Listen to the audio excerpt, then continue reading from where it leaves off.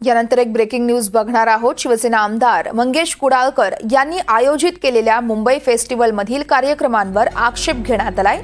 मराठी एकीकरण समितीने हा आक्षेप घेतलाय। मुंबई एक भाषिक मराठी होती आणि आहे आणि राहणार असं म्हणत आक्षेप घेण्यात आला आहे।